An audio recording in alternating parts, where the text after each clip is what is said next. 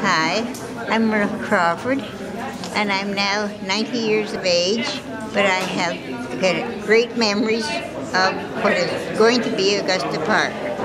We have always used that as a playground from the time I was a child.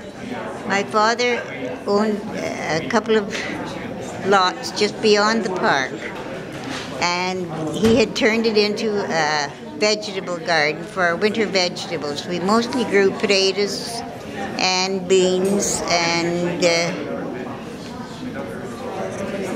vegetables that we could keep for the winter.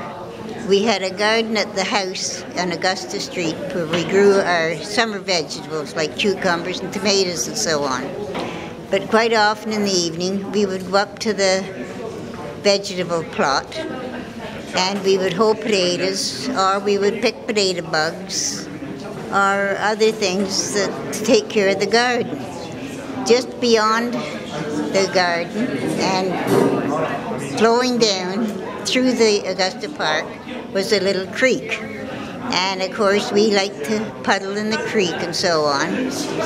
We went up, it was fairly early in the summer because the creek was flowing quite heavily. There was quite a flow of water. And for some reason, my brother and I wanted to go across the creek.